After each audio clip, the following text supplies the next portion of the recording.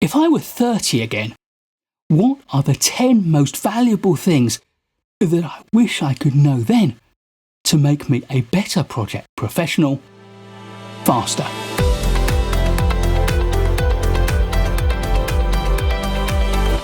Number 1 is critical thinking. Always test what you hear, what you learn, against the facts, the evidence, and against logic. One of my favourite quotes is from the lawyer Jaggers in Charles Dickens' Great Expectations. Jaggers' rule, as I call it, is take nothing on its looks. Take everything on the evidence. There is no better rule. Number 2, certainty. Certainty can be dangerous. It can lead to polarised this or that thinking. The problem is that this is rarely helpful, and it's often destructive. This is particularly so in our complex, confusing, uncertain, rapidly changing project environment. When things are dictated by such complex and often ambiguous interdependencies, as they are when you mix people and politics, then this or that thinking will get you into a real mess. It was towards the end of my active project management career that I was advised to stop trying to see the world in black and white, but to see it as a technicolor mess. Once I did that, I was assured I would be even more successful. And she was right. Number 3 is perceptions. People make decisions based on emotions rather than on reason. And they act on perceptions rather than on evidence.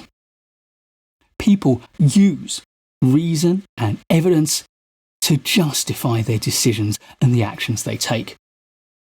This is why Aristotle tells us that before we ever try to make the case based on reason and evidence, we first need to establish our authority, our credibility, and our integrity with our listeners.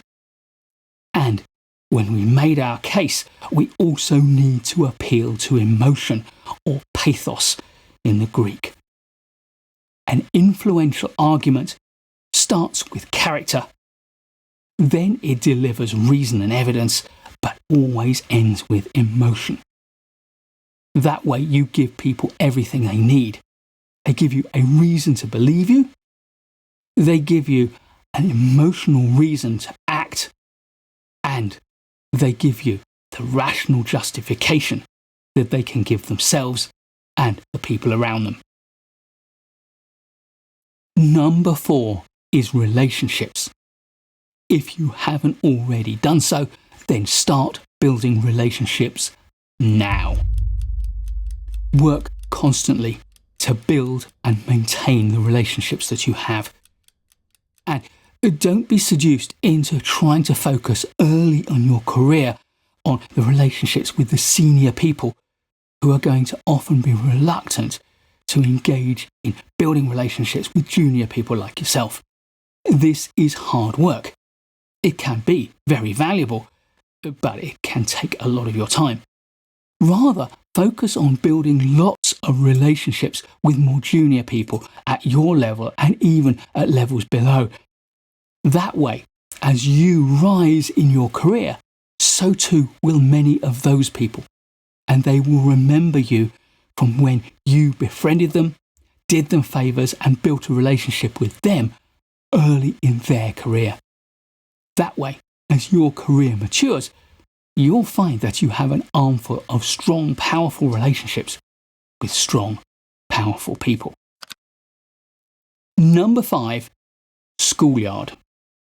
If you want to understand what's going on in the dynamics between people at work, the easiest thing to do is to ask yourself one simple question. If I saw these behaviours in the playground at school, how would I, as an adult, interpret them? because the reality is that adults are just small children with big bodies and some clever ways of thinking. But we can't help behaving like small children when we get into an emotional state.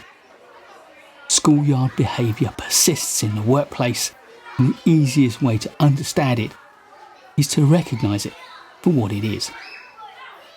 Number 6 is listening. If communication is the most important skill for professionals, and it is, then the most important part of that skill of communication is listening. People will judge you by the quality of the questions that you ask, but they will trust you based on their assessment of the quality of the listening that you give to them. Let's face it, sometimes some people just need a damn good listening to. And number 7, silence.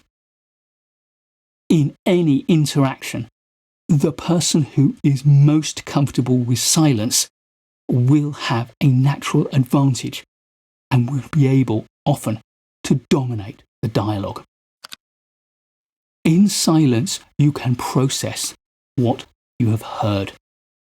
And with silence, you can encourage people to say more. If they are less comfortable with silence than you are, they will fill it. And if there is something that they haven't said, that they are being a little guarded about, now is the time when it might just come out. Silence is respectful, and it never misspeaks. Number 8, decisions. You can never guarantee that you will make the right decision. But what you can be sure of is that you can make a good decision. A good decision is one that is informed by good quality evidence and processed by a logical, rational reasoning process. It's one that follows an appropriate process and engages the right people to support you, inform you, challenge you, and advise you. Over the course of a long career, if you can consistently make good decisions, then you will find that you are likely to make more right decisions. Number 9, process. Trust the process. Pick the right process for each task, and having chosen it carefully, follow it diligently. There will be times when things seem to be going wrong. But if you trust the process, it will not let you down. Unless you chose poorly, you implement poorly, or circumstances change. Always remain aware possibility that events have caused the choice that you made to no longer be valid. One of my favourite tips is periodically to meerkat, to stand up on your hind legs, turn your attention away from what you're doing, and look as far as you can out to scan the horizon. Are there any changes that mean you need to reconsider your decisions? If they are, choose a new process. But if there aren't, and you're confident that you chose wisely, then trust the process. Continue with it, and in all likelihood, things will turn out right.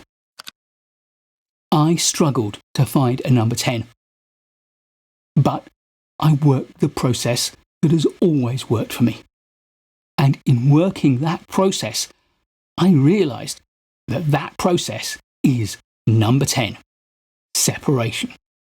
When you need an objective view on a problem, or you need to find a new creative solution, then stop.